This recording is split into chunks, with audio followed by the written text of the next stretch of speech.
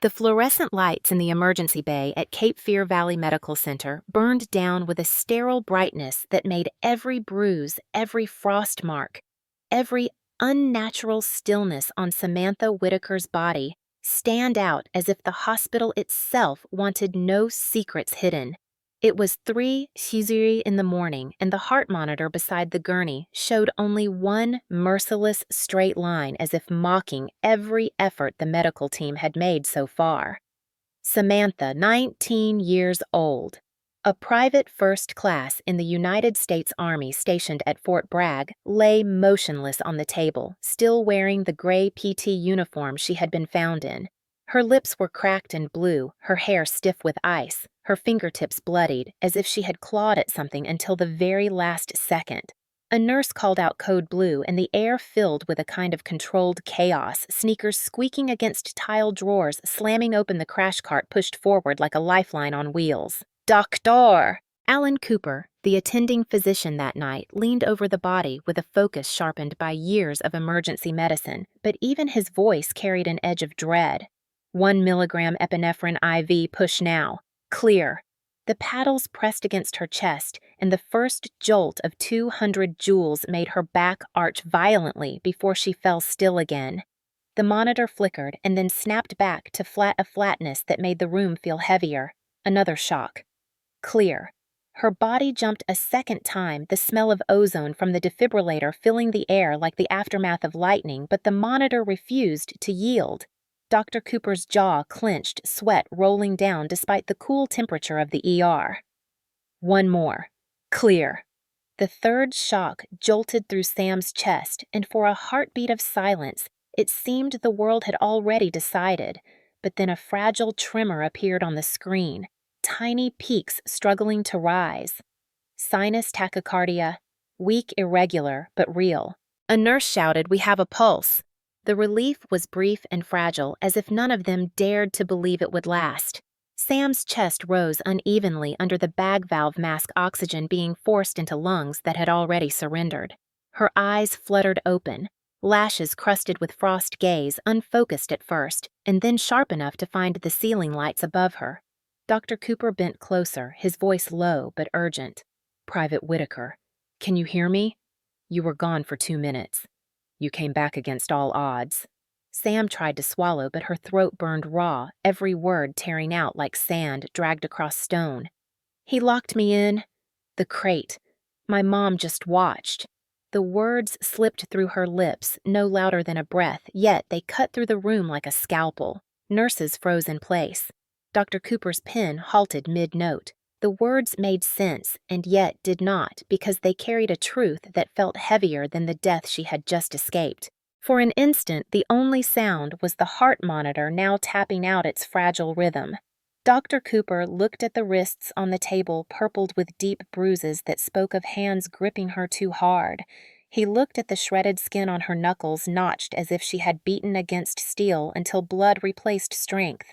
He saw the pattern of frostbite on her cheeks and ears, the evidence of prolonged exposure, and he knew the body was telling a story no accident could explain. Around them, the team worked quickly, sliding heated blankets over her connecting warm IV fluids, fitting a probe to read her core temperature.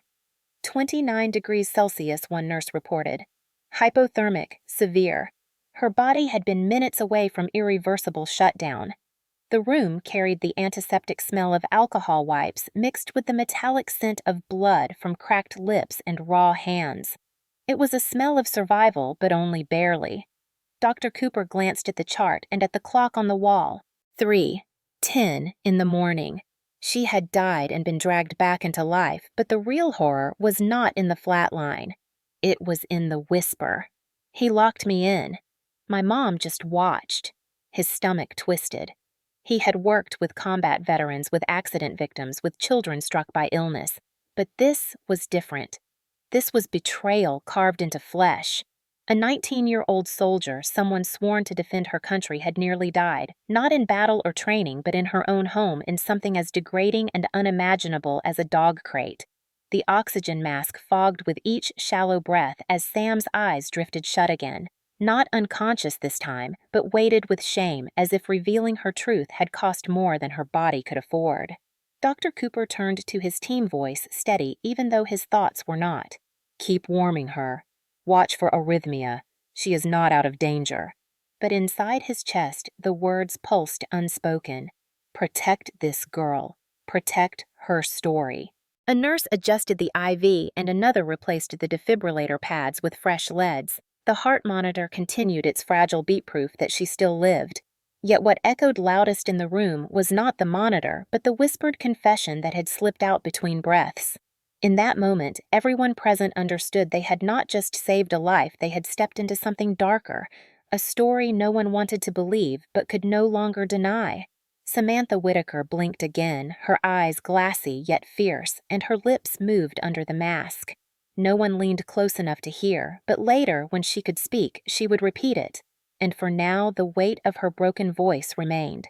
Why would a young American soldier nearly freeze to death in a dog crate at her own home? Why would her own mother stand silent and watch?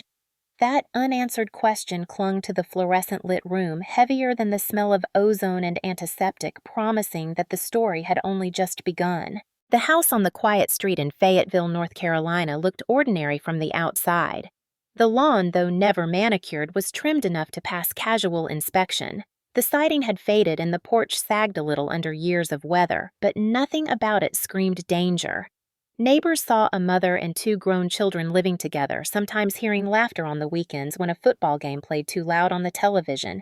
From a distance, it was just another Southern family trying to get by. But inside, for Samantha Whitaker, it had never been home. Samantha called Sam by everyone at Fort Bragg had grown up as the afterthought in a house where her older brother Ethan was the golden child. Ethan, 22, had never held a steady job, never finished community college, and spent most of his nights at bars on Ramsey Street. Yet to Linda, their mother, he could do no wrong. Linda, 45, ran a small nail salon on the edge of town, a shop that kept the bills barely paid, but in her eyes, Ethan was the hope of the family, while Sam was the inconvenience. Even when Sam was a child, the pattern had been set. At 10 years old, she had brought home a spelling bee ribbon, only to see her mother wave it away and say Ethan needed the attention because he was struggling at school. At 12, she had been told to give up her chance to join a soccer team because Ethan needed the family car for his weekend shifts. The message had been constant, repeated so often that it began to echo inside her head. Ethan matters. You do not. By the time she was 16, Sam understood her role. Cook clean, stay out of sight, and never expect gratitude. If Ethan lashed out, Linda's voice followed with the same refrain. Do not provoke him. Respect your brother. It became a law in that house, one she never wrote but always paid for.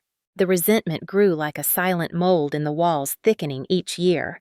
Joining the Army had been Sam's act of rebellion, her desperate attempt to carve out an identity beyond the walls of Fayetteville. At 17, she enlisted through the delayed entry program, and by 18, she stood at Fort Jackson for basic training. When she first heard a drill sergeant shout, "Private Whitaker, you do not quit, you adapt, you overcome it," felt like oxygen filling her lungs for the first time. She was no longer invisible. She was a soldier, and soldiers had value.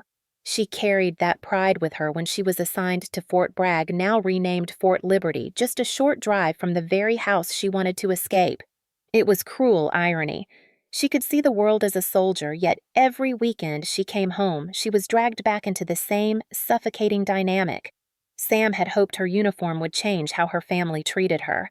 She thought standing at the door in Army fatigues would finally make Linda proud, maybe make Ethan respect her. Instead, Ethan mocked her. Soldier girl, he would sneer, lifting a beer can like a toast. Bet you still make beds better than anyone else. Linda's response was worse. She told Sam that being in the Army made her arrogant, that she thought she was better than her family. If Sam woke up at dawn to run because PT demanded it, Linda called her obsessive. If she stayed late at the base to train, Linda claimed she was avoiding her responsibilities at home. The uniform that gave Sam pride everywhere else became a target in her own kitchen. When Sam came back on block leave that winter, she carried with her the exhaustion of endless drills and the quiet satisfaction of having earned the trust of her squad. She wore the gray PT uniform not just because it was comfortable, but because it reminded her that she belonged to something larger. Yet the moment she stepped through the door of the Whitaker house, the air shifted. Ethan sprawled on the couch, beer in hand, television blaring. Linda stood at the stove, cooking her lips tight as she glanced over at her daughter. "You are back?" she said flatly, as if Sam's return was an inconvenience. Sam swallowed her reply, forcing a polite smile.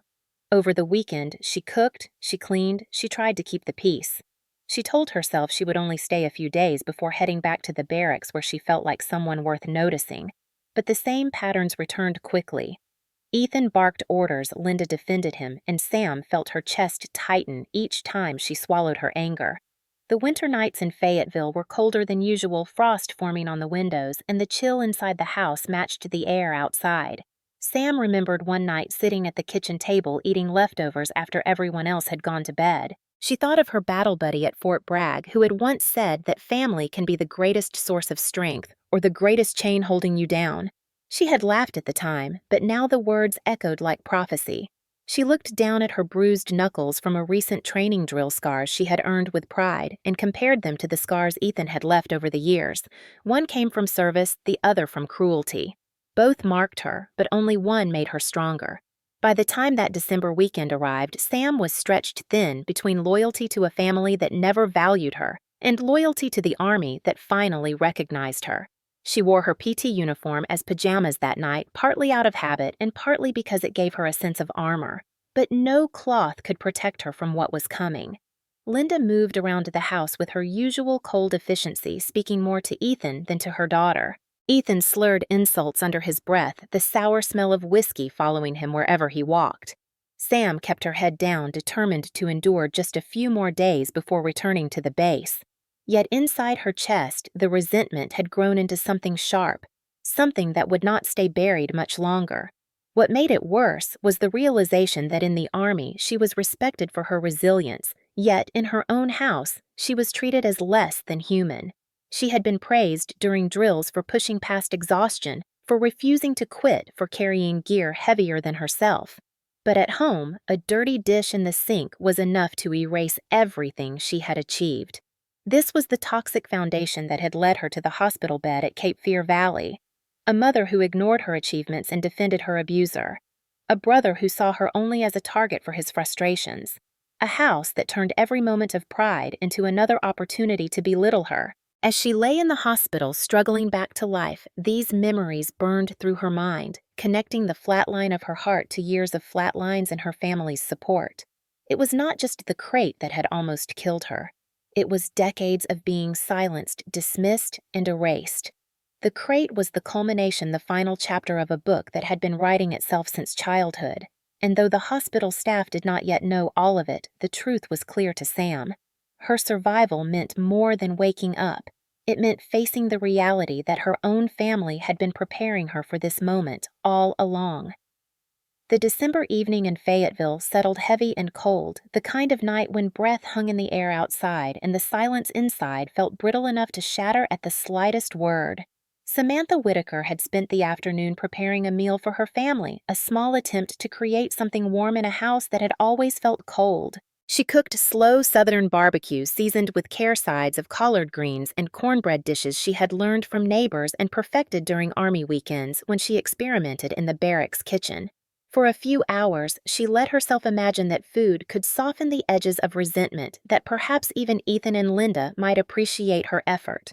When the plates were set on the table and steam curled upward from the dishes, there had been no thanks. Ethan sat down heavily, already half drunk. His broad shoulders slouched as if the weight of the world rested on him, though he had done nothing all day. Linda chewed mechanically, eyes on the television across the room, a Christmas special flickering with forced cheer. Sam ate quietly, swallowing food with the bitterness of silence. After dinner, she began clearing dishes, stacking plates, rinsing them under warm water. She had done this routine hundreds of times before. Tonight, she felt the fatigue of training still in her muscles from Fort Bragg, the echo of push-ups and ruck marches that made her shoulders ache. But she worked quickly because in this house, her labor was never optional. She thought briefly of the base where mess duty was rotated fairly and respect accompanied effort. Here, there was no such balance. By the time Sam had loaded most of the dishes into the sink, she heard Ethan behind her. His footsteps were uneven, his words slurred but sharp. You missed some. Soldier girl, he sneered, his voice dripping with sarcasm. Clean this mess. Sam glanced over her shoulder. A couple of plates still sat in the sink, soaking a pan with stubborn grease. She turned back to the water and said calmly, I'll get to it. It's fine. But her tone was enough to ignite him. Ethan's face reddened, veins standing out at his temple. You think you can talk back. You think wearing that uniform makes you better than me. He slammed his beer can onto the counter so hard that liquid foamed over the edge and splattered onto the floor. Sam stiffened, trying to keep her own breathing steady. She remembered the words of her drill sergeant during SEER training. Control your breath. Do not let fear show. But fear crept in anyway. Linda appeared in the doorway, wiping her hands on a dish towel, her gaze cool and detached, as if she had seen this scene too many times to care. Samantha, apologize to your brother, she said flatly, her voice carrying the authority of someone who expected obedience without question. Sam's jaw tightened. For years, she had apologized for things she had never done, for Ethan's mistakes, for his anger, for her own existence. Tonight, something inside her refused. I'm not your maid, she said quietly, her voice shaking but firm. The silence that followed was like a spark dropped into dry tinder. Ethan's eyes widened in disbelief and then narrowed with fury. His hand shot out and clamped around her wrist, fingers digging so deep she cried out, You don't disrespect me in this house. He yanked her forward, the plates clattering and the sink water splashing onto the counter. Linda crossed her arms, her lips pursed. Do not antagonize him, Samantha. You always take things too far. The words cut sharper than Ethan's grip because they confirmed what Sam already knew. Her mother would never protect her. Ethan shoved her back against the counter, the edge digging into her hip. You think you're something because the army tells you so. But here you are nothing. Nothing! His spit hit her cheek as he shouted. Sam's free hand trembled as she tried to pry his grip loose, her pulse hammering under his thumb. She wanted to scream, but years of being silenced kept her voice trapped. She wanted to fight back, but the training that taught her resilience could not erase the chains of family loyalty. Finally, Ethan released her with a shove that sent her stumbling against the refrigerator. A plate slid from the counter and shattered on the floor, the pieces scattering like shards of accusation. Sam's breathing came ragged, her chest tight. Ethan towered over her, his shadow stretching across the kitchen tile. Clean it, he ordered, his voice low and dangerous. She knelt down to pick up the shards, her hands trembling. As she gathered the broken pieces, one sharp edge cut into her palm, blood welling up quickly. She hissed in pain, but did not stop. Ethan smirked. Look at you. Tough soldier can't even handle dishes. Linda sighed, her face expressionless. Just apologize, Samantha. Stop making this worse. The sight of her mother standing there, siding with her brother as always, sent a wave of despair crashing through Sam. She stood up, blood dripping from her hand, eyes bright with unshed tears. No, I will not apologize. For the first time in years, she said it aloud. The refusal echoed in the kitchen like a declaration of war. Ethan's face twisted with rage, his fists clenched at his sides, his whole body vibrating with the need to reassert control. Sam braced herself, every muscle taut, her army training whispering that she could endure, that she had endured worse in the field. But this was not the field. This was her home, and here the enemy wore the face of her own brother. The standoff stretched for long seconds until Ethan finally stormed out of the kitchen, muttering curses, his heavy footsteps shaking the floorboards. The tension did not leave with him. Linda remained in the doorway, her eyes cold. You never learn, she said quietly. You push until he has no choice. Then she turned and left, leaving Sam alone amid broken porcelain blood and silence. Sam pressed her injured hand against a towel, the sting sharp and real. She whispered to herself, just audible in the empty kitchen, He will kill me one day. The words chilled her because she believed them. For years, she had endured insults, shoves, slaps. But tonight, something had shifted. The trigger was so small, just dirty dishes, yet it had revealed the truth she could no longer deny. In this house, her uniform meant nothing. Her service meant nothing. Her life meant nothing. She was not safe, and though she did not yet know it, the dog crate in the backyard waited silent and cold, like a coffin with bars. The night air in Fayetteville bit through Samantha Whitaker's thin PT uniform as Ethan stormed back into the kitchen, his face flushed red, eyes glassy from alcohol, shoulders squared, like a man who had convinced himself that brute force was the only language he knew. Sam had barely finished wrapping the towel around her bleeding hand when his grip closed around her arm again harder this time, his nails pressing into her skin. "Come on, soldier girl," he hissed, his breath hot with whiskey. "You think you're too good for us." Before she could react, he yanked her through the back door, the screen banging open so violently that it slammed against the siding. The cold December wind rushed into her lungs, making each breath sharp and painful. She dug her heels into the deck, but Ethan's strength outweighed hers, and the alcohol only made him more reckless. The backyard was dark except for the yellow glow spilling from the kitchen window, casting long shadows across the frosted grass. In the corner sat the old dog crate, an oversized steel cage that once housed a hunting dog their father had bought years before. The animal had long since been gone, but the crate remained rusting in patches, a relic ignored until now. The sight of it sent dread spiraling through Sam's chest because she knew instinctively what he intended. Ethan dragged her across the yard, her feet slipping on the frozen ground, her injured hand clutched tight against her chest. The crate loomed larger with each step, its bars glinting faintly under the moonlight, its padlock dangling from the latch like a waiting executioner. "Please don't, Ethan," she gasped, her voice breaking, but her words bounced uselessly against his rage. Linda appeared on the back steps, arms crossed, her figure outlined by the warm light inside. Her expression was unreadable, but her silence screamed louder than any shout. Ethan kicked the crate door open with a screech of rusted hinges and shoved her forward.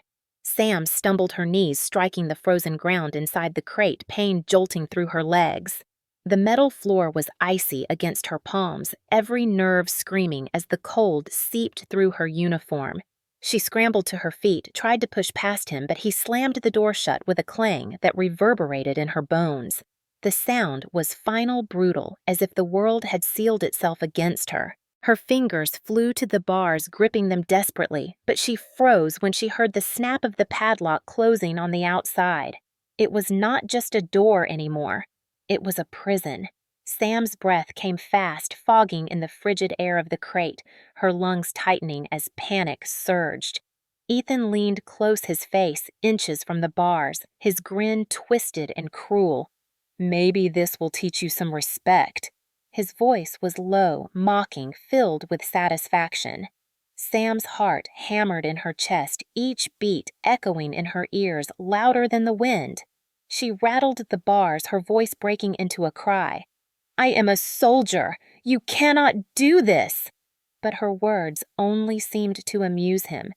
He stepped back, turned to Linda, who still stood watching. Her mother's lips curled into something colder than the night itself.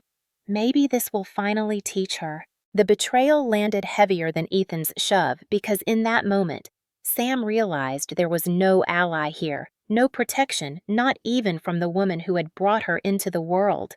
She was utterly alone. The cold air wrapped around her like an invisible fist pulling heat from her body cell by cell. She pounded on the bars with her fists until her knuckles split again, blood smearing against the steel, but the sound was swallowed by the night. Her cries echoed hollow across the yard, unanswered, ignored.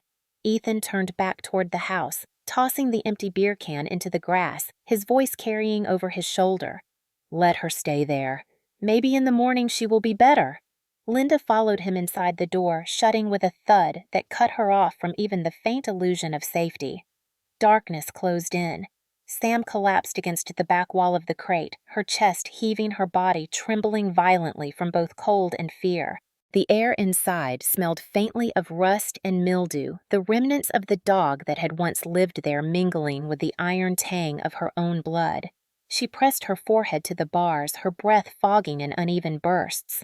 She thought of her training, of the words drilled into her at Fort Jackson and Fort Bragg. Survive, adapt, endure.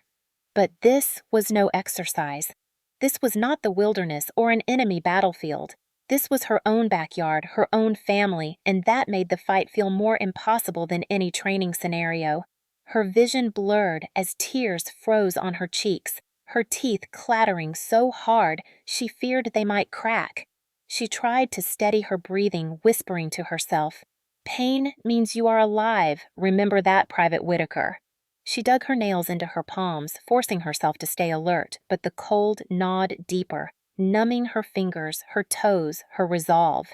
Minutes stretched into eternities. She lost track of time as the shivering grew so violent her muscles ached. She tried again to scream, but her throat was raw, the sound coming out as a broken rasp swallowed by the night. She pictured the hospital bay she had once walked through during a training exercise, the crisp efficiency of medics demonstrating CPR, the shock of defibrillators on mannequins, the way they had explained how quick intervention could mean life or death. She wondered if anyone would come here in time, if anyone would even hear her, or if she would become just another silent statistic. Her body curled tighter as instinct tried to conserve warmth, but the effort was futile. The crate was designed to confine to hold, and it was succeeding too well. At some point, her shivering slowed her body, betraying her moving toward the stillness that hypothermia brings when the body surrenders. She pressed her face against the steel, her breath shallow whispering to the empty night. Would anyone care if I did not come back? The answer came in silence. The steel cage pressed against every part of Samantha Whitaker's body, its cold bars biting into her arms and legs whenever she shifted its floor, leaching away the last of her warmth. The December night in Fayetteville had turned cruel, the temperature falling below freezing, the kind of southern cold that cuts deeper because the damp air carries it straight into the bones. She pulled her knees to her chest, trying to conserve heat, but every breath fogged in front of her face, a ghostly reminder of how quickly her strength was fading. At first, her body fought back with fierce shivers, muscles contracting violently as her survival instinct demanded motion. She clenched her teeth to keep them from rattling, but the sound still filled the crate, echoing back at her like the rattle of chains. She pressed her injured hand against her uniform blood, sticky and half-frozen pain sharp enough to remind her that she was still alive. Yet, as minutes bled into an hour, the shivering began to slow. Her training whispered warnings in her mind. Hypothermia begins with uncontrolled shaking, but when the shaking stops, danger multiplies. At Fort Bragg, during a cold weather training exercise, an instructor had told them, "If you stop shivering out there, you are minutes away from shutting down." Sam forced her body to move to slam her fists against the bars again, even though each strike sent fire through her knuckles and left streaks of red on the steel.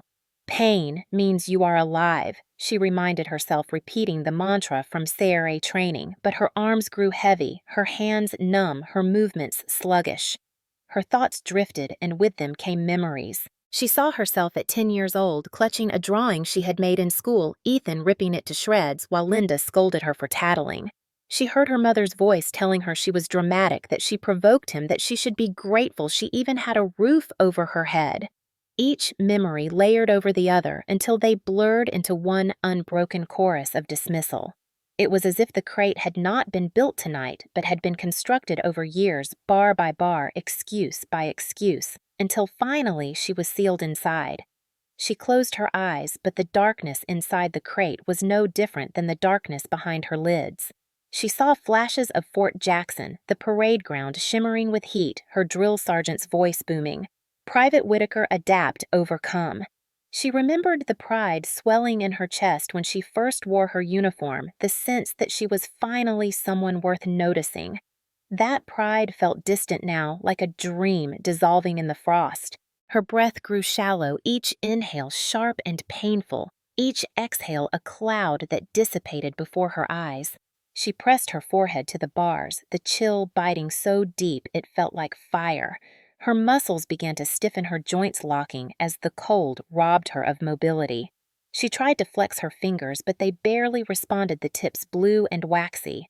Tears slid from her eyes only to freeze on her cheeks, tiny crystals clinging to her skin. The crate had become not just a prison, but a coffin with bars, and she could feel her body betraying her, surrendering piece by piece. She thought of her unit at Fort Bragg of Sergeant Miller, who had once told her that soldiers are never truly alone because their squad is their family. The irony cut deep now. Her blood family had sealed her fate, but her army family had no idea she was here freezing to death within sight of the post that represented freedom. She whispered hoarsely into the night, "Sergeant Miller, I am still here," but her voice cracked and fell away unheard. Time blurred minutes stretching into something unmeasurable. The cold dulled her pain until even the bleeding from her hand no longer stung. A strange warmth spread through her chest, paradoxical and cruel, a trick of hypothermia convincing her that she was heating up when in truth she was shutting down. She remembered her instructor's warning again. The warmth you feel at the end is your body giving up. Fight it. Stay awake. But her eyelids grew heavy, her body begging for release. She slid onto her side cheek pressed against the icy floor, her breath so shallow it barely fogged. Images flooded her fading mind. Uncle Robert's kind smile, the way he once told her she deserved more than this. A fragment of cadence from a morning run with her unit, left, right, left, the sound of boots pounding in unison. The laughter of fellow privates in the chow hall after a long day of drills. Then her mother's voice cutting through colder than the night. Maybe this will teach her. Those words stabbed deeper than the cold because they proved there had never been love waiting for her in that house. Her heart slowed, pounding heavy and uneven, each beat a distant drum fading away. She wanted to scream to call out again, but her throat would not respond. Instead, a weak whisper slipped out. "I do not deserve this. Please." The sound dissolved into the air like smoke unnoticed. Her fingers twitched against the bars one last time, leaving faint smears of blood that froze almost instantly. Her vision tunneled edges, blackening stars bursting behind her eyes. The world narrowed to the cage, the frost, the silence. At some point, the shivering stopped entirely. Her body lay still, muscles slack as if the crate itself had absorbed her fight. She drifted between flashes of memory and hallucination. She was back at Fort Jackson running across a field, her legs strong, her lungs burning with effort but alive. She was back in the kitchen at home, Ethan towering over her, Linda watching, and she screamed words that never reached them. She was in both places at once, trapped and free living and dying. Her thoughts flickered to what the doctors had told them in training about cardiac arrest, that the heart can stop after prolonged hypothermia, but sometimes rarely it can be restarted if the body is not too far gone. She clung to that medical fact like a rope, though she knew no one was here with a defibrillator or warm IV fluids.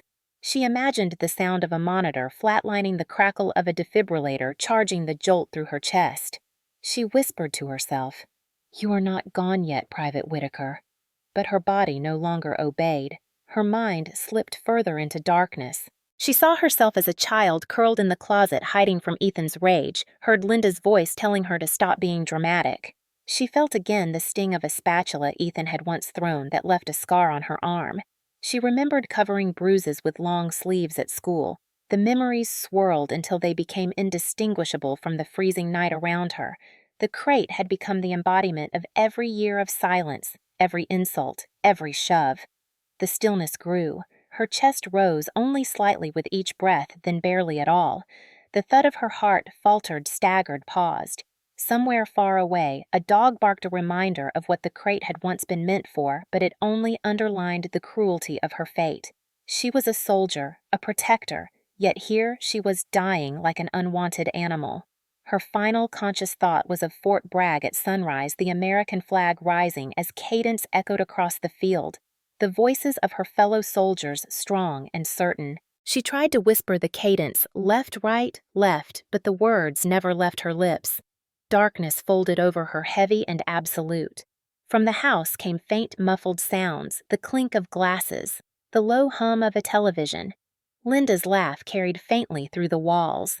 Life continued inside, while Sam's life ebbed away outside. Her body curled tighter in instinct, but the cold was relentless. Her consciousness slipped, her heart faltered again, and for a moment she was certain this was the end. She let go, falling into silence.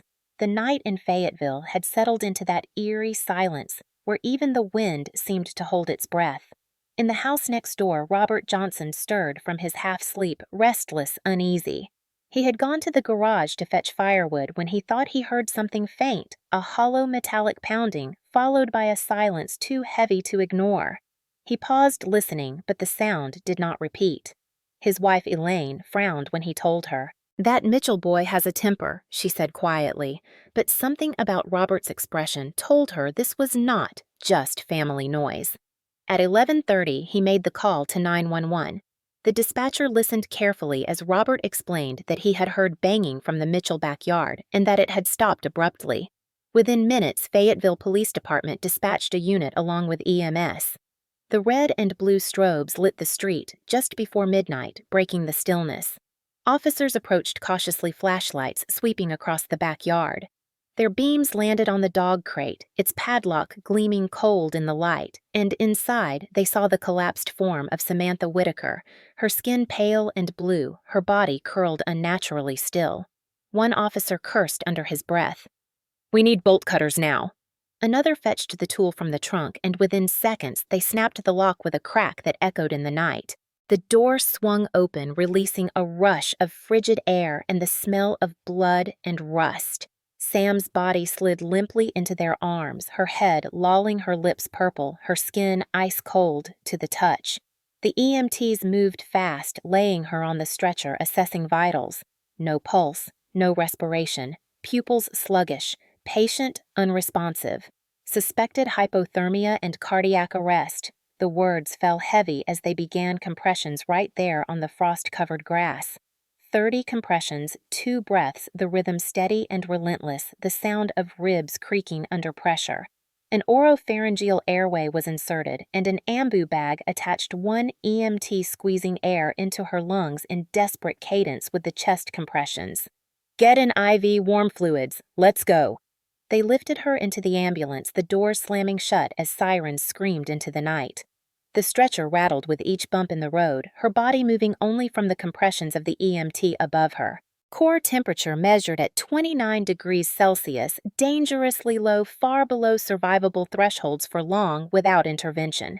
The paramedic shouted, pushing epinephrine into the IV. "Come on, Private, come back!" The monitor showed asystole a flat line of defiance.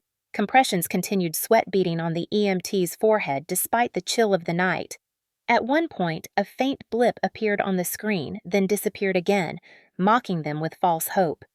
They shocked her once in the ambulance, the biphasic defibrillator delivering 200 joules, her body arching briefly, then falling back into stillness. No response. Again, compressions. A second shock. Nothing. At 12:40 a.m., they wheeled her into the emergency bay of Cape Fear Valley Medical Center. Dr. Alan Cooper was waiting, summoned by the code blue call from the field. His eyes narrowed as he took in the sight of the young soldier in Army PT uniform, frost still clinging to her hair, hands torn raw from striking metal. The team moved with precision.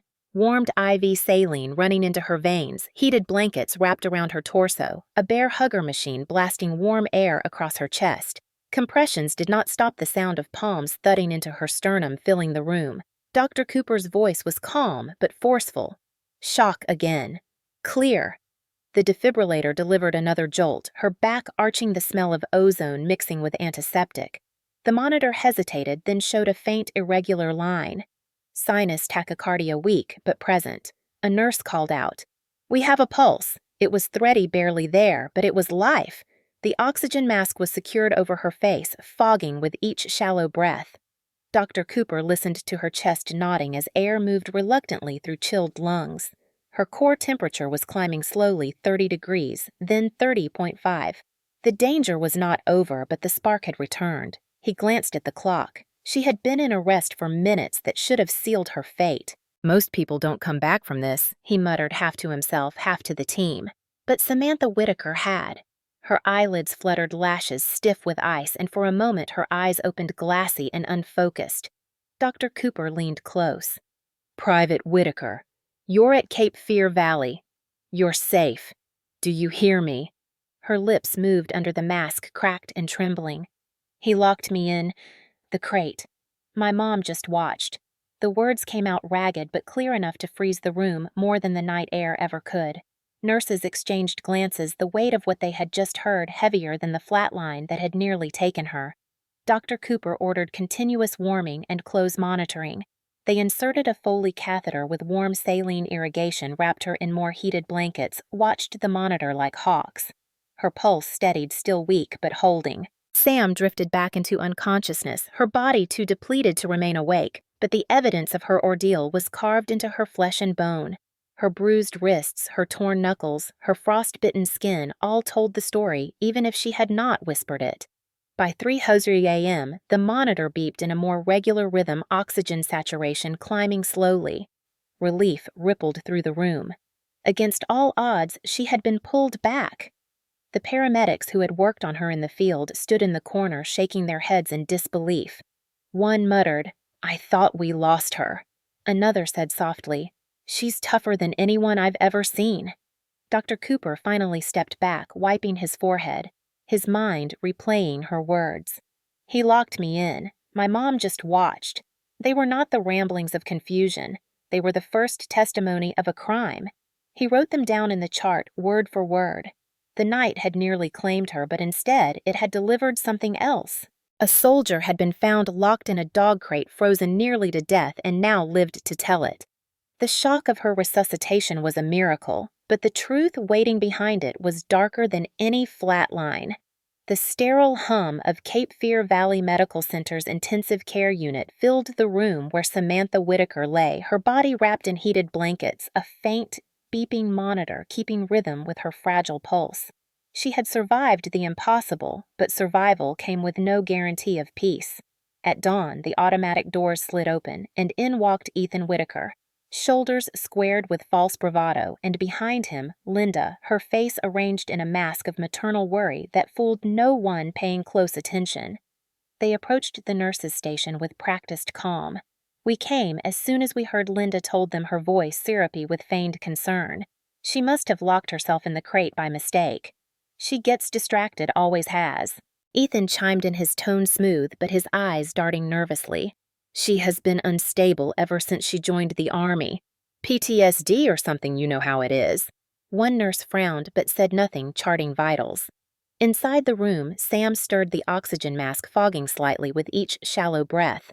Her eyes cracked open to see the two figures looming near the doorway, their voices seeping into her consciousness like poison.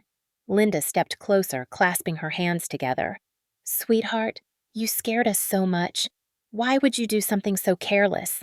Sam's throat ached, her voice weak, but she turned her head slightly, refusing to answer. Instead, she shifted her hand beneath the blanket, fumbling for her iPhone that lay on the bedside tray. She had barely enough strength, but she managed to press the voice memo app and slide it into record before tucking it under her pillow. Their lies needed to be captured. Alan Cooper entered moments later, his eyes flicking from Sam's chart to her family. He spoke carefully. "Her injuries are not consistent with an accident. She has frostbite and trauma on her hands from repeated blunt force." Linda smiled tightly, adjusting her coat. "Doctor, you know how dramatic young soldiers can be. She probably panicked and hurt herself trying to get out. We all know Sam has trouble handling stress." Ethan nodded in agreement, adding with a shrug, "She always liked attention." Dr. Cooper's jaw tightened, but he said nothing, simply noting their words. He had heard family cover stories before. Still, professional restraint held him from open confrontation. He left the room, his notes exact every lie recorded as evidence.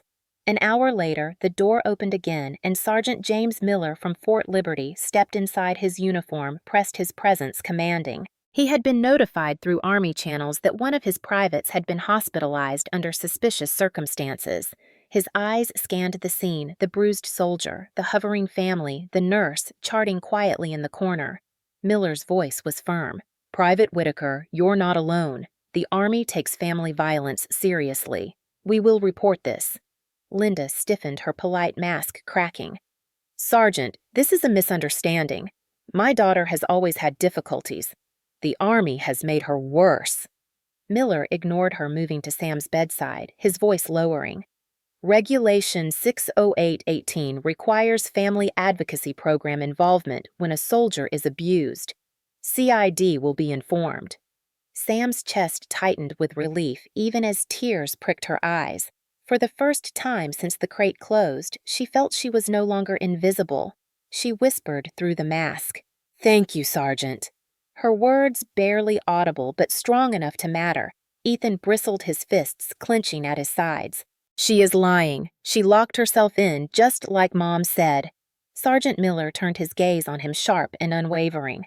"Then you should have no problem with an investigation, should you?" The silence that followed spoke louder than any denial. Sam's recorder under the pillow captured every word, every contradiction, preserving them for the battles ahead. Later that day, Detective Carla Henderson from Fayetteville Police arrived clipboard in hand, eyes sharp. She had seen hundreds of domestic cases and knew when a story smelled of fabrication. She asked routine questions, her pen poised. "How did you end up in the crate, Samantha?" Sam's voice was ragged, her throat raw, but she forced out the truth. "He locked me in." My mother watched. Henderson's expression did not change, but her pen moved swiftly. She glanced at Ethan and Linda. Both shook their heads, protesting in unison. "She is confused. She doesn't know what she is saying." Henderson raised an eyebrow.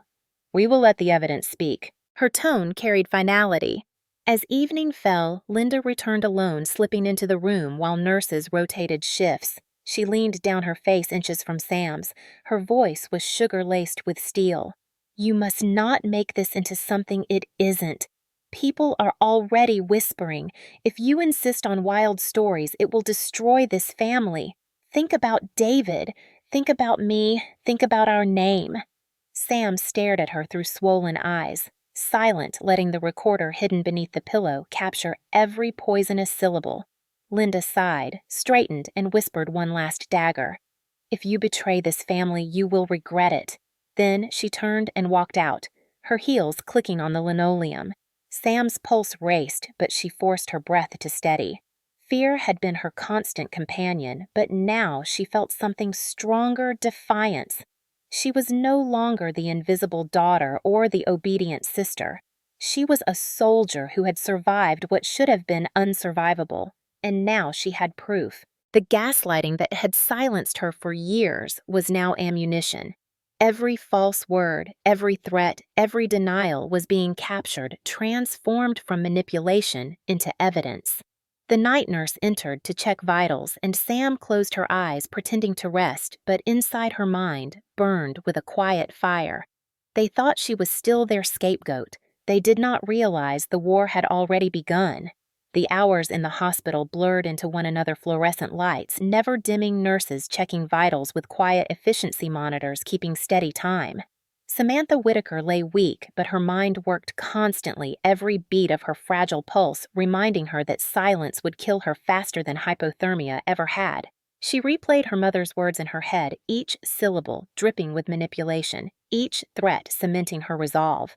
The recorder under her pillow was still running its battery low, but not yet dead. She pressed her good hand against it, reassuring herself that truth had finally begun to leave a trail.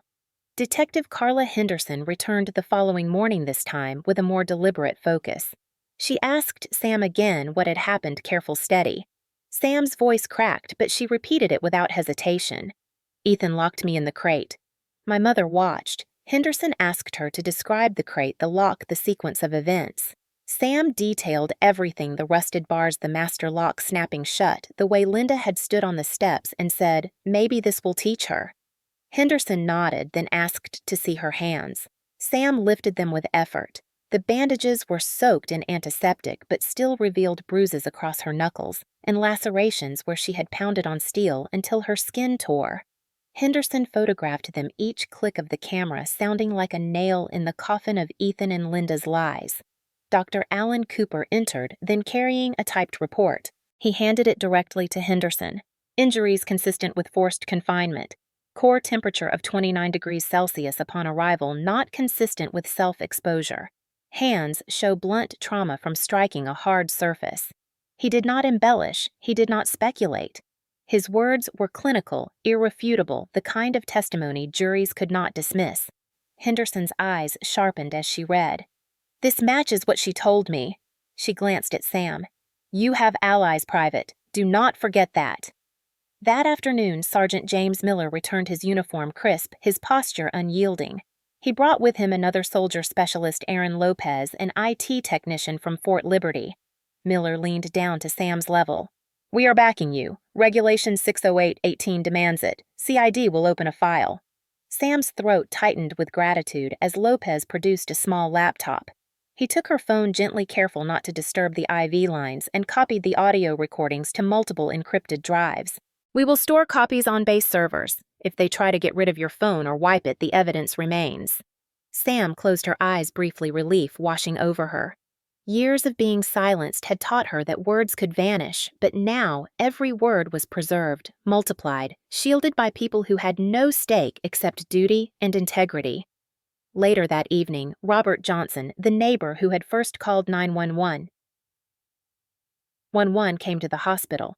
His weathered face carried both relief and anger. He sat by Sam's bed, his voice steady. "I heard you pounding that night. My wife told me we could not ignore it.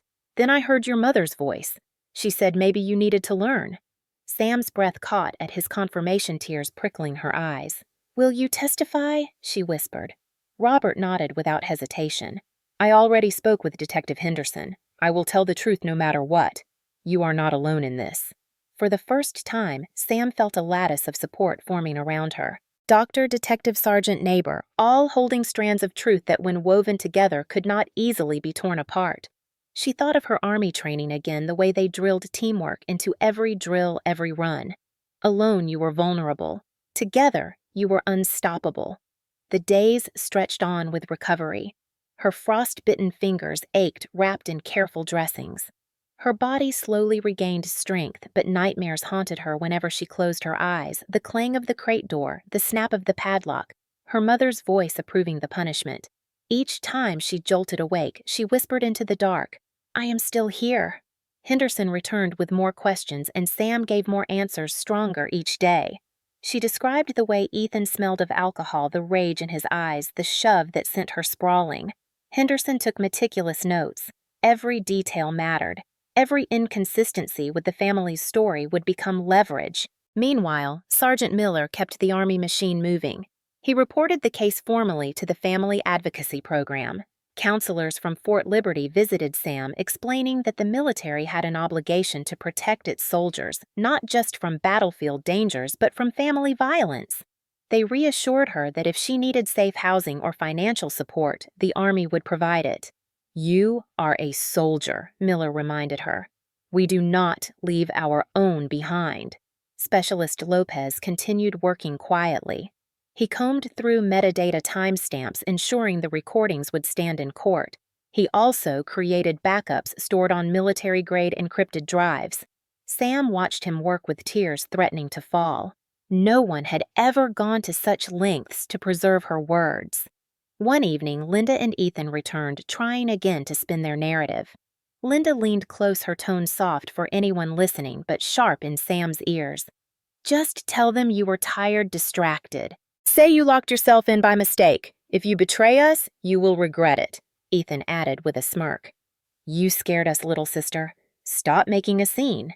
Sam stared at them silent, letting the recorder in her pillow capture everything. When they left, her pulse raced, not from fear, but from triumph. Every visit, every word was ammunition. Later that night, Robert Johnson returned with his wife Elaine. They brought Sam a small bouquet of flowers, and Elaine gripped her hand gently. "We believe you," she said. "We always wondered what went on in that house. Now we know." Sam wept silently, overwhelmed not by pain, but by the strange new sensation of being seen. Detective Henderson compiled the growing mountain of evidence: photographs, medical reports, witness statements, audio recordings. She explained to Sam, "The law can be slow, but with this much detail and public pressure, they cannot bury it. We will pursue charges." Sam nodded, determination burning in her chest. "I will not let them silence me again." Each day her strength grew. Each day her voice steadier. Nurses noticed the change. The girl who had arrived lifeless and frozen now spoke with clarity, each sentence carrying weight. One nurse whispered to another, "She is not just surviving, she is preparing for war." By the end of the week, Henderson Miller and Robert Johnson met together in the hospital conference room. They outlined a strategy. Henderson would move forward with formal charges once Sam was stable enough to give full testimony. Miller would ensure Army lawyers and advocates were ready. Robert would gather support from the neighborhood, making sure the community stood behind her. Sam listened, her chest swelling with both fear and pride. For the first time, the balance of power had shifted. Her family had controlled her life through silence and gaslighting, but now she held evidence stronger than their lies. Lying back in her bed that night, Sam whispered into the recorder, "This is not the end. This is the beginning." Her eyes closed, and for the first time since the crate she slept not with dread but with resolve. The war for truth had begun, and this time she had allies. The frost still lingered on the edges of Fayetteville lawns when Robert Johnson proposed the idea. He leaned across Sam's hospital bed, his voice steady but tinged with righteous anger. "You cannot fight shadows in silence, Sam. If you want the world to see them for who they are, you need light." His wife Elaine nodded, her hand resting on Sam's shoulder. "We will host a dinner. Nothing formal, nothing grand. Just neighbors, friends, people who care. And when the time is right, you will show them everything." Sam's pulse quickened at the thought, the idea both terrifying and liberating. She was a soldier trained to face enemies in the open, not to hide behind whispers. And her mother and brother had always relied on whispers. The plan formed quietly over the next week. Robert spread word of a small welcome home dinner for Sam after her release, framing it as a celebration of survival. The neighbors agreed readily, some out of genuine care, some out of morbid curiosity. The Fayetteville Observer sent a junior reporter to cover the event, expecting a simple story of a soldier's miraculous recovery. They had no idea what was about to unfold. When the evening came, Sam dressed carefully. Her Army PT uniform was too stark, so she chose a plain blouse and slacks, modest but strong, her frostbitten hands still wrapped in bandages. Elaine helped brush her hair, whispering, "Tonight is not about fear. Tonight is about truth." At 6 o'clock, guests began arriving at the Johnson home, stamping snow from their boots, shedding coats by the door. The dining table was set simply with Southern dishes, collard greens, cornbread, fried chicken, the kind of food that spoke of community and comfort. Conversation buzzed at first with pleasantries, but an undercurrent of curiosity hung heavy. Everyone knew the Mitchell family had secrets. Tonight, those secrets would no longer belong to whispers. Margaret Linda arrived just before 7, sweeping into the room with the same air she had always carried, the look of a woman who thought she could control the narrative with posture and smile. Ethan followed close behind. His face flushed, his eyes narrowed. Sam felt her chest tighten as their presence filled the room, but she steadied herself with the words she had repeated each night. "I am a soldier. I survived the crate. I will not break again." They took seats at the far end of the table, Linda chatting lightly with a neighbor about the cold weather as though she had not left her daughter to freeze. Ethan shoveled food onto his plate, muttering comments under his breath, but loud enough that Sam heard. "Soldier girl survived after all. Maybe she'll learn manners now." Some guests shifted uncomfortably, unsure if it was a joke or cruelty. At 6:45, Robert stood tapping his glass with a fork. "Thank you all for coming tonight. We honor Clara's recovery." He glanced at Sam, then corrected himself with deliberate emphasis. "Private Samantha Whitaker's recovery. But more importantly, we honor truth." The chatter-quieted eyes turned toward Sam. Her heart pounded, palms damp despite the bandages, but she rose slowly, feeling the tremor in her legs steadied by the fire in her chest. She met the eyes of every person in the room, her voice soft but growing stronger with each word. "For years I was told my pain did not matter. 2 weeks ago, that silence nearly killed me." Then she reached for the small remote hidden at her side. The lights dimmed slightly as the television screen flickered on. The first sound was Ethan's own voice, deep and threatening, captured from her hospital room recording. "If she talks, we're finished." Gasps rippled through the guests. Linda's smile froze the wine glass halfway to her lips. The second clip followed her mother's voice, cold and unmistakable. "If you betray this family, you will regret it." The room erupted in whispers, shocked faces turning toward the pair. Linda stammered, "That is taken out of context," her voice cracking. Ethan surged to his feet, his face blotchy red. Lies! She's lying. Robert raised a hand, his voice calm but firm. Sit down, Ethan. Let her finish. On the screen appeared photographs of Sam's frostbitten hands, her bruised wrists, her face pale and gaunt in the hospital bed. Then came the typed medical report, Dr. Cooper's words projected clearly. Injuries consistent with forced confinement. Core temperature 29 degrees upon arrival. Blunt trauma to hands from striking a hard surface. No possibility of accidental entrapment. The room fell into a stunned silence. No one could explain away the cold, clinical words. But Sam was not finished. At the far end of the table, her cousin Ruby lifted her phone, revealing the live stream already running on Facebook. Thousands of viewers were watching, comments pouring in faster than they could be read. Lock them up, poor soldier. How could a mother do this? Margaret's face drained of color as she realized the performance she had prepared was being dismantled live beyond her control. Ethan lunged forward as if to grab the phone, but two neighbors stood blocking him with folded arms. Sit down, one said firmly. This is not your house. Linda tried again, her voice rising shrilly. She is sick. She is confused. She does not know what she is saying. Sam stepped closer to the camera, her bandaged hands trembling but steady on the phone. I am not sick. I am not confused. I am a soldier who survived being locked in a dog crate by my own brother while my mother watched, and I will not be silent anymore. The words ignited the room. Gasps, shouts, angry murmurs swelled until Robert's voice cut through again. Enough!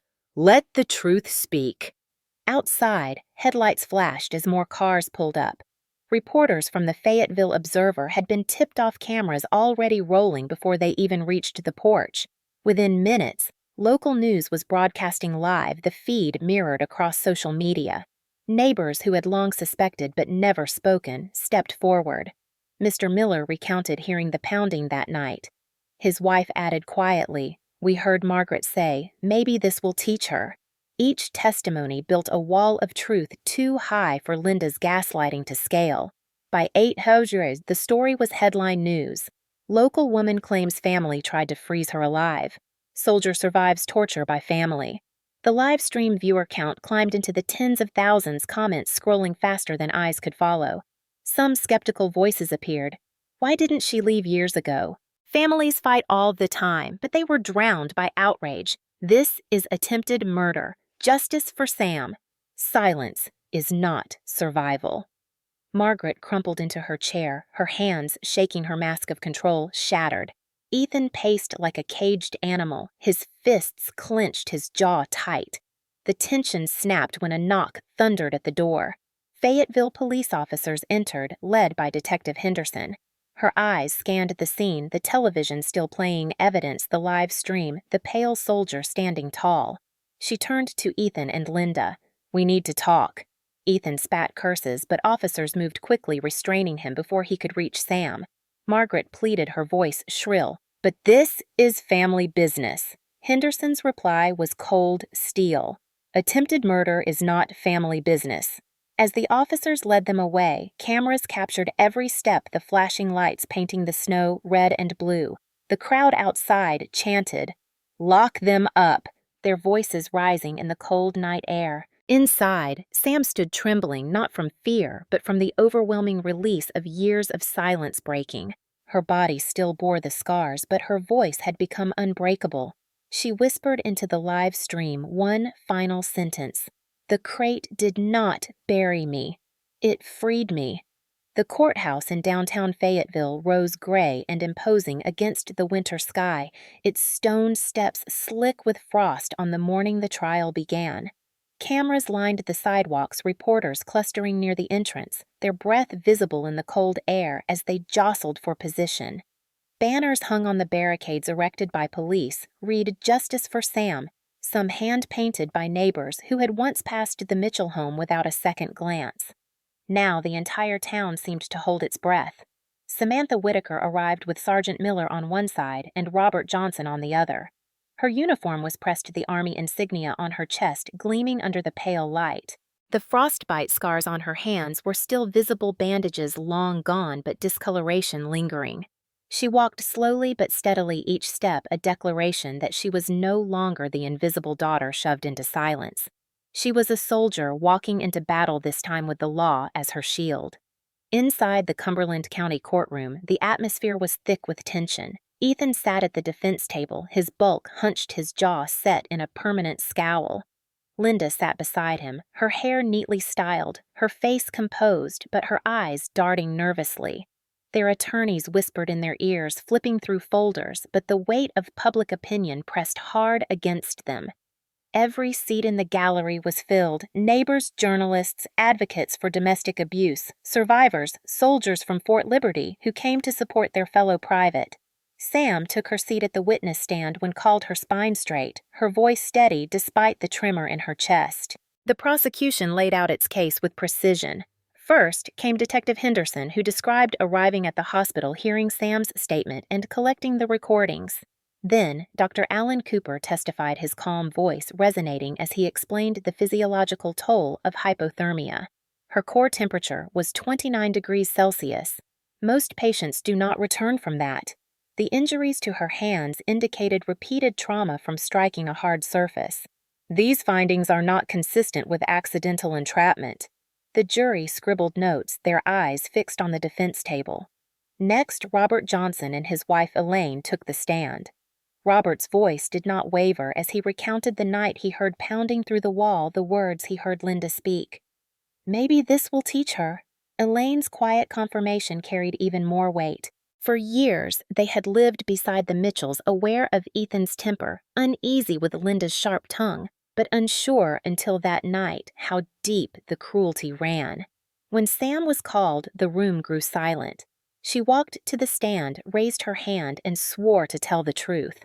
Her voice cracked slightly at first, but grew stronger as she recounted the night, the argument over dishes, the shove into the yard, the snap of the padlock, the suffocating air inside the crate, her mother's voice just outside. She did not embellish. She did not dramatize. She spoke with the blunt clarity of a soldier reporting after battle. When the defense tried to press her, suggesting stress from Army life had confused her memory, she stared directly at the attorney and said, "I may have been frozen, but my mind was clear. I know who locked me in, and I know who let it happen."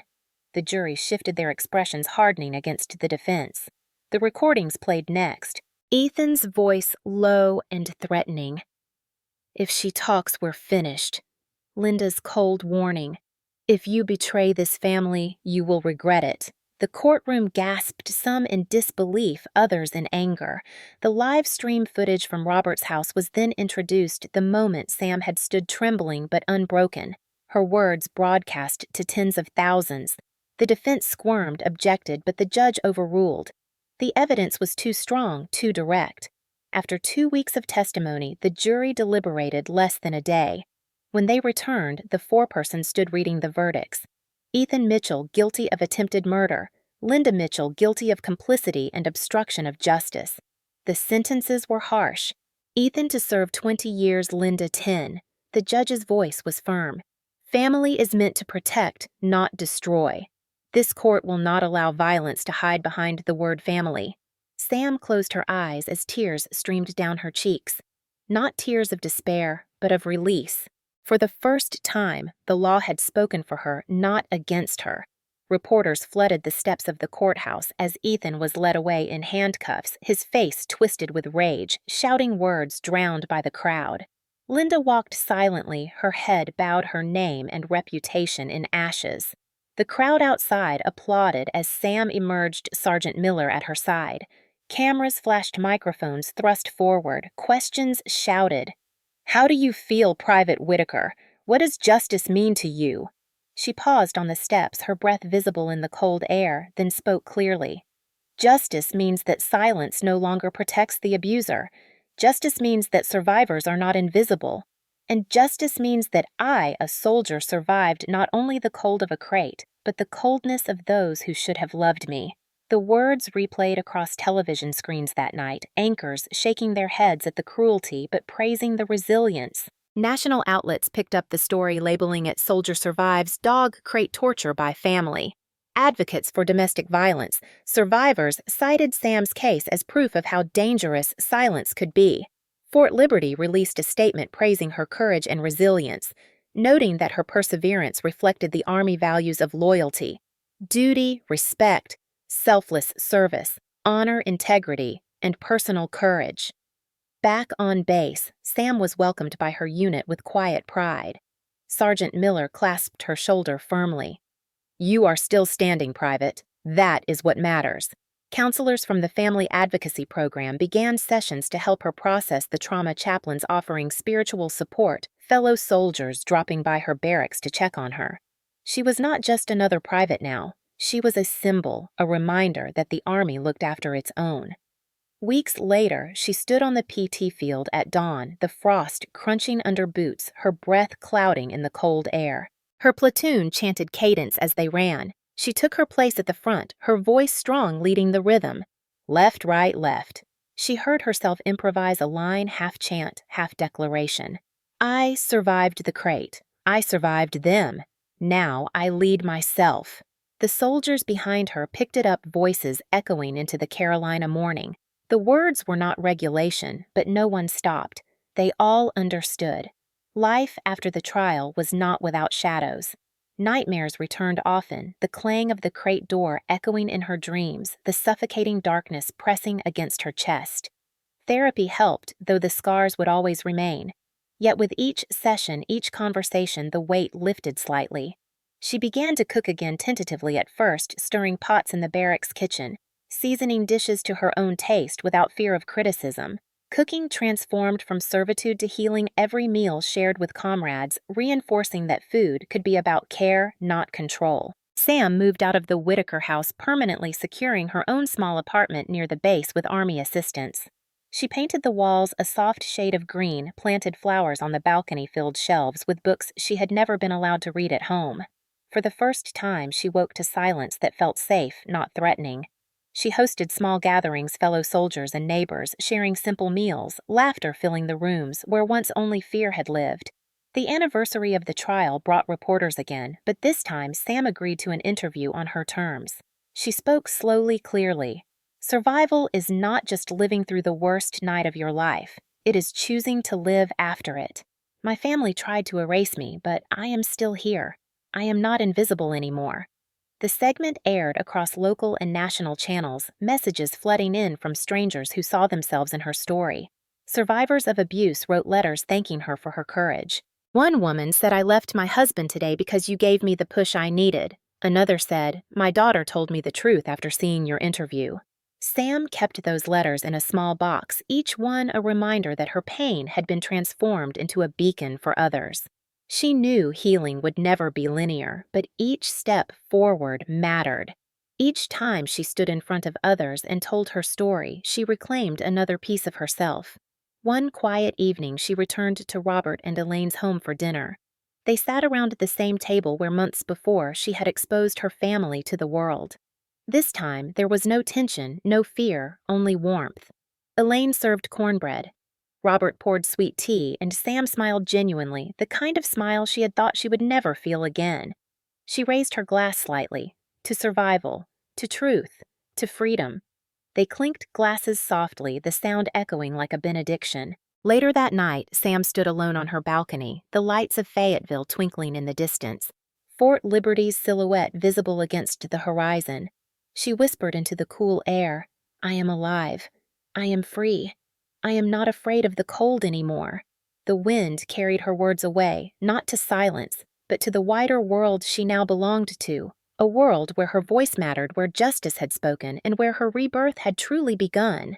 If you are listening right now, you may be wondering why I chose to share every detail of what happened. Why not bury it? Why not move on quietly and start fresh? The truth is, silence almost killed me. Silence was the lock my brother used, and silence was the key my mother turned when she looked the other way. I know many of you watching this have lived long enough to see patterns in families, to see the weight of secrets pressing down on people who deserve freedom.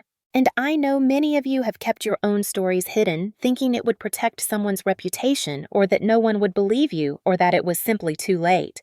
But I am here a soldier who froze to death in a dog crate and came back to tell you that silence is not survival. I was 19 years old when I realized my family would rather see me suffer than admit the truth. I was 19 when I realized that my uniform, my training, my service to this country did not shield me from betrayal inside my own home. And I was 19 when I looked into the cold eyes of the people who should have protected me and saw no mercy. But here is what I want you to understand. Survival is not about age.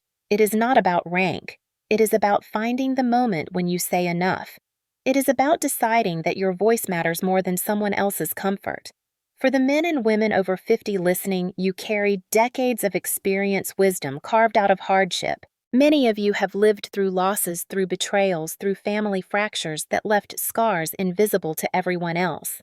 Some of you may have watched children or grandchildren go through pain and wondered if speaking up would make a difference. I am telling you now that it does.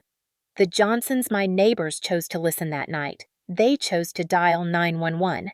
They could have rolled over in bed, told themselves it was none of their business. Instead, they chose courage. And because of that, I am alive. Think about that. A single phone call, a single act of paying attention can mean the difference between life and death. For those of you who have been bystanders in your own families, who have watched cruelty and convinced yourselves it was normal or private, I ask you, is silence worth a life? Is silence worth carrying the knowledge that someone you love was destroyed while you kept still? The answer must be no. The trial proved something to me that I want you to carry with you. Lies cannot withstand evidence. Gaslighting cannot withstand the light of truth. My mother tried to paint me as unstable. My brother tried to laugh off his violence as a joke, but when the recordings played, when the medical reports were read aloud, when the neighbors spoke, their empire of silence collapsed. The courtroom was filled with people who had doubted me at first, but by the end, no one doubted. Evidence speaks louder than denial. So here is my challenge to you. Do not dismiss the bruises you see on someone's arms. Do not laugh off the sharp words you overhear between family members. Do not assume the soldier, the neighbor, the colleague will be fine because they are strong. Sometimes the strongest people are the most invisible. Sometimes the ones you think need the least protection are the ones begging silently for someone to see them. You may think I am too old to get involved. Let the younger ones handle it. But courage does not have an expiration date. In fact, courage matures with age. It becomes sharper, wiser, more powerful because it is not impulsive. It is deliberate. If you have lived 50 years, 60 years, 70 years, then you know what it means to regret. Do not let the regret of silence be the one that haunts you. When I stood on the courthouse steps, I felt the weight of strangers cheering. People I had never met told me they believed me. That feeling after years of invisibility is something I cannot put into simple words. But it was not just for me. It was for every person who had ever been told they were exaggerating, dramatic, unstable. It was for every person who had been locked in a metaphorical crate of silence. The cheers were a reminder that when truth comes into the open, it frees not just the victim, but everyone who has ever carried a hidden wound. I want you to think about your own life. Have you ever been silenced in your own family? Have you ever watched someone else suffer in secret? Maybe it was a sibling always blamed for everything. Maybe it was a spouse criticized until they believed they were worthless. Maybe it was you told to stop being dramatic, told that you were the problem, told that you had to endure. If that is you, I am speaking directly to you now. You are not invisible. You are not weak, and you are not alone. You may never stand in a courtroom. You may never have cameras pointed at your face. But your story matters. Your truth deserves air, and your silence deserves to end. I survived because I stopped whispering into pillows and started speaking into microphones. I survived because I let evidence replace excuses. You can do the same in your own way. Maybe it means telling a trusted friend. Maybe it means calling a hotline. Maybe it means standing up at a family gathering and refusing to apologize for something that was never your fault. Whatever it looks like, your voice can be the lockpick that frees you. As a soldier, I was taught never to leave a comrade behind. That is not just battlefield doctrine. That is life doctrine. So I am not leaving you behind. If you are hearing this, if you feel a sting in your chest because my story sounds too close to yours, I want you to know that I see you. I want you to know that your survival is possible. And I want you to know that your healing, though hard, is waiting on the other side of truth. Now I will ask you directly. Have you ever witnessed injustice in your family? Did you stay silent, or did you speak? Leave your story below, not for me, but for the thousands of others who need to know they are not alone. Share this video if you believe silence should never protect cruelty. Subscribe if you want to keep hearing stories that remind us all that justice is not an abstract idea. It is a choice we make when we refuse to look away. I survived the crate. I survived the silence, and now I am alive in ways I never thought possible. My name is Private First Class Samantha Whitaker. I am a soldier, I am a survivor, and I am asking you to join me. Speak your truth. Share your story. Let us build a world where no one is locked away unseen again.